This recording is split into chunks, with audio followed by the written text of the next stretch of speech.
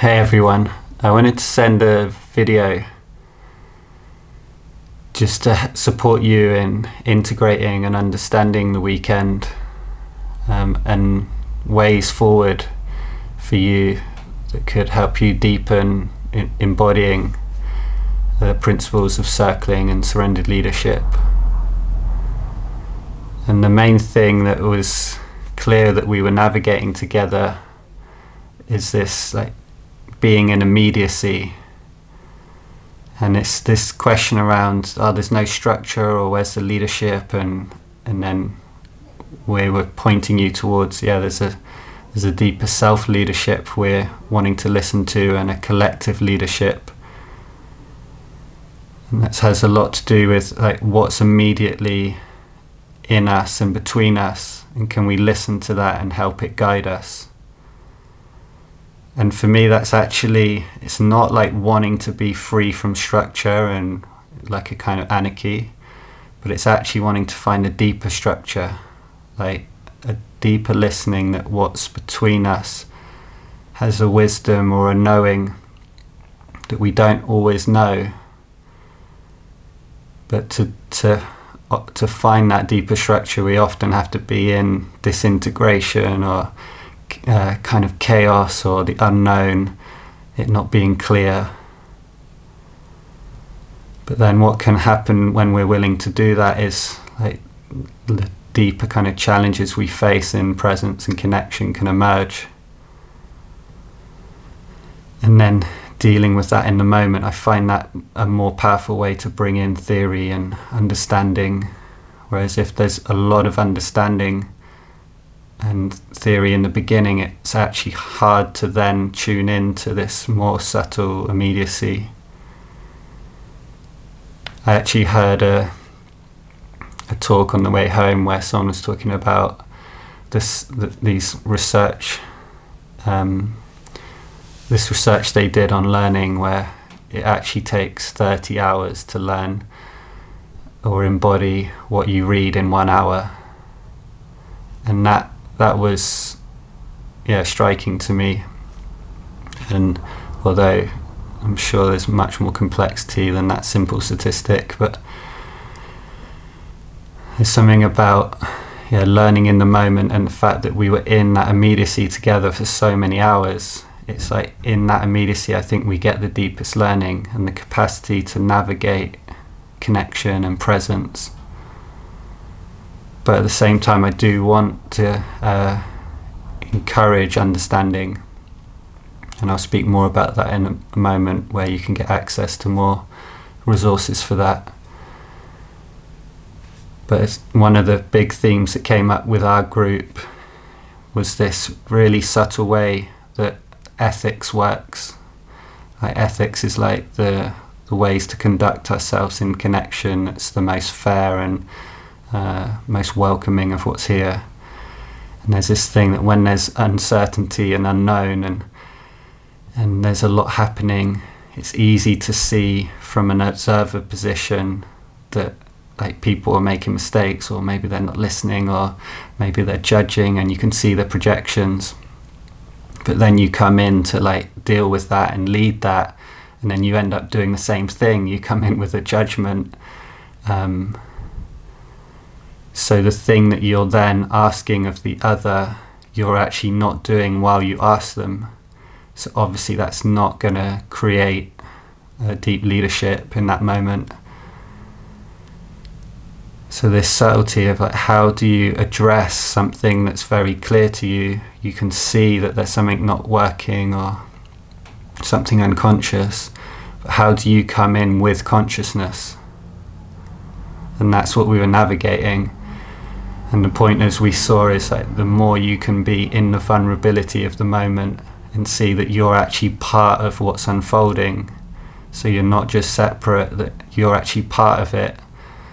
And share the vulnerability of your inadequacy or vulnerability in influencing or sharing what you're feeling. And then you're leading from yourself. But there's this other side of when we're really in and we can feel our vulnerability, it's so easy then to empathize with everyone else and see their innocence in maybe their projection or in where they struggle to be aware. And then we get this more subtle play where we can feel then our vulnerability, their innocence, and then that stops that like cycle where one person can see someone else's fault and they come in, but then the next person sees that the way they came in was wrong, and but then the next person, and it's this constant thing where there's trying to change what's happening, but that way of changing is also part of the problem. I think because we were in that so deeply together, I imagine you'll start to see this way more clearly around you, like the culture, in England and a lot of Western society. You can see how much criticism people give to others, and especially in the media or in our local cultures, there's a lot of emphasis on pointing out where people are wrong or not doing it well. But you'll see the way that's done is as if that criticism's coming from someone who's separate, and that they're not showing their vulnerability in it, and then really sensing the other in it. So that's why I so deeply trust being in immediacy, because we really get to feel and see these deeper patterns. And then that 30 hours we need to embody these deeper understandings, we're doing that together. So this is like just one small aspect. I could talk for a long time about some of the things we discovered together.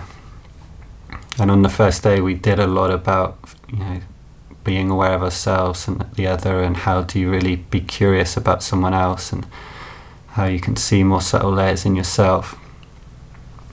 But if you would like to read more and understand more, there'll be a link in this email. We've got an email series, and that's got lots of information about the principles of circling and ideas around how to navigate immediacy.